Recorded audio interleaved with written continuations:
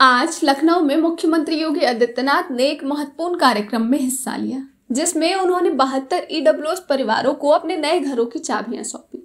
ये फ्लैट्स उन्हीं जमीनों पर बने हैं जिन्हें पूर्व माफिया नेता मुख्तार अंसारी के कब्जे से मुक्त कराया गया था। यह आवासीय परियोजना सरदार वल्लभ भाई पटेल आवासीय योजना के अंतर्गत तैयार की गई है और हर फ्लैट की कीमत लगभग 10 लाख रुपए तय की गई है। इस योजना के तहत 3 ब्लॉक बनाए गए हैं। प्रत्येक फ्लैट का क्षेत्रफल 36.65 वर्ग मीटर है। कार्यक्रम के दौरान मुख्यमंत्री ने जमीन माफिया के खिलाफ जीरो टॉलरेंस नीति को दोहराया और कहा कि अब अवैध रूप से कब्जाई गई जमीनों का उपयोग जरूरतमंद लोगों के हित में किया जाएगा। उन्होंने यह भी कहा कि जिनके पास वर्षों से छत नहीं थी, उन्हें अब अपना घर मिलेगा, जो उनकी गरिमा और सामाजिक सुरक्षा का बड़ा कदम है। इस अवसर पर लाभार्थी परिवारों की भावपूर्ण प्रतिक्रिया देखने को मिली। उन्होंने कहा कि आज उनका सपना पूरा हुआ है और अब उन्हें सम्मान के साथ जीवन बिताने का अवसर मिलेगा। मुख्यमंत्री ने कहा कि हम विकास यात्रा को हर गांव, हर मोहल्ले तक ले जाएंगे और यह मुख्यमंत्री का संकल्प है कि प्रदेश के हर कमजोर परिवार को मकान मिलेगा, न सिर्फ वादा। आज का ये कार्यक्रम केवल एक कार्यक्रम नहीं है, ये अपने आप में एक संदेश भी है कि अगर किसी गरीब की, किसी व्यापारी की, किसी सार्वजनिक संपत्ति की और किसी सरकारी भूमि पर किसी माफिया ने, किसी अपराधी ने कब्जा किया, तो उसका यही हाल होगा जो यहां पर हम लोगों ने किया है और वही हाल होगा जो प्रयागराज में इससे पहले हम लोगों ने किया है। बहनों और भाइयों, ये लखनऊ की सबसे प्राइम लोकेशन है,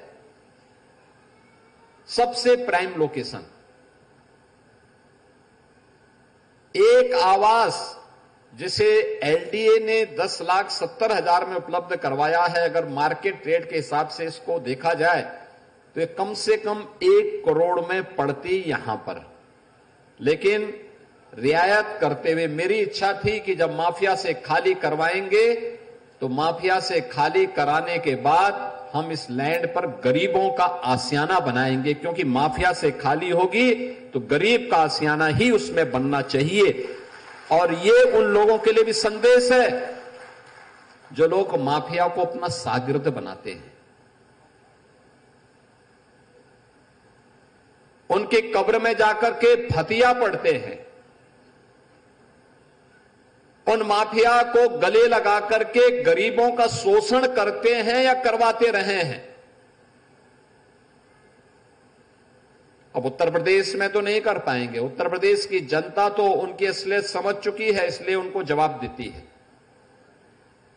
लेकिन ये सभी जगहों के लिए बराबर लागू होता है। ये माफिया किसी के नहीं है, ये पेशेवर अपराधी किसी के नहीं है। ये हर गरीब का शोषण करते हैं, ये हर व्यापारी का अपहरण करके प्रॉपर्टी बनाते हैं और सामान्य नागरिकों के लिए, बहन और बेटियों की सुरक्षा के लिए इनके गुंडे, इनके गुर्गे हमेशा खतरा पैदा करते रहे हैं। और इसीलिए जब 2017 में आदरणीय प्रधानमंत्री जी ने मुझे उत्तर प्रदेश में सेवा का अवसर दिया, तो हमने पहले दिन ही तय किया था कि उत्तर प्रदेश की जो छवि है इसको बदलना है। उत्तर प्रदेश के बारे में जो नकारात्मक छवि देश और दुनिया में है, इसको हमें बदलना होगा। और इसके लिए अपराध और अपराधियों के प्रति, माफिया और माफिया प्रवृत्ति की किसी भी प्रकार के कृत्यों के प्रति हमें जीरो टॉलरेंस की नीति के तहत कार्य करना होगा। और आपने देखा होगा पिछले 8.5 वर्ष में बिना रुके, बिना डिगे, बिना झुके अनवरत रूप से ये कार्रवाई चली है। और मैं उन लोगों से जो अब भी इन माफियाओं के साथ सहानुभूति रखते हैं, उन सब से कहूंगा कि वे अपने पैरों पर कुल्हाड़ी मार रहे हैं। अपने संगठन, अपनी संस्थाओं की अपूर्णीय क्षति कर रहे हैं। याद करिए, ये वही माफिया हैं जो माफिया भारत के संविधान का अपमान करते थे, कानून की ध्वजियां उड़ाते थे।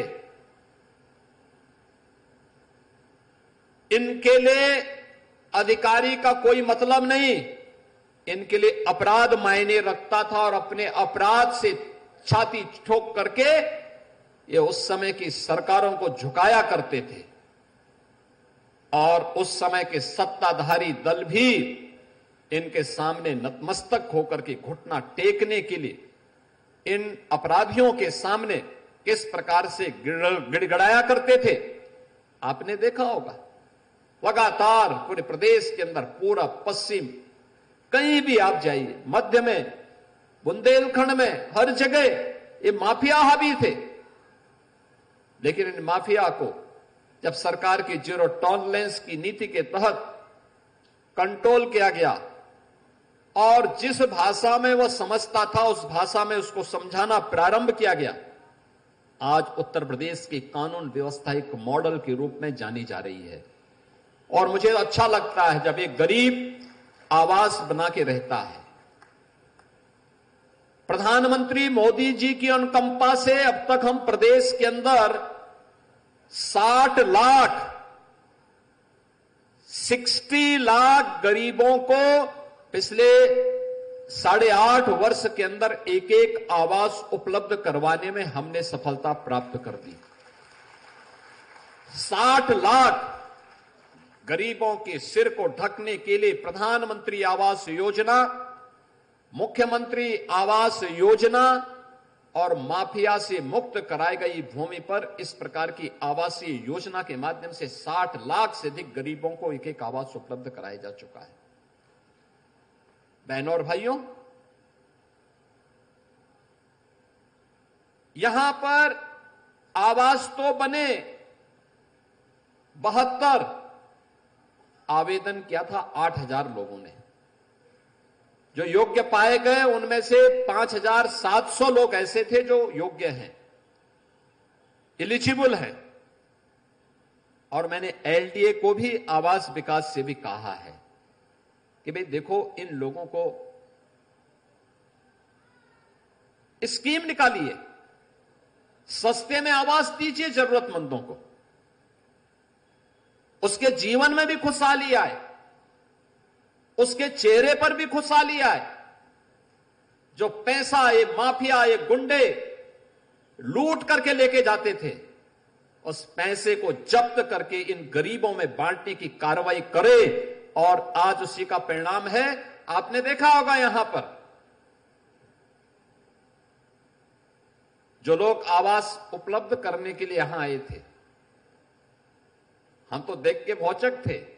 कन्नौजिया बेचारा वहां पे बोलने के लिए आया और उसने ऐसी शेरो शायरी की कि मैं तो वो एक बार मुझे सोच में पड़ना पड़ा कि खन्ना जी को लगता है फेल कर देगा। एक गरीब के भी मन में तमन्ना होती है कि उसके पास भी हो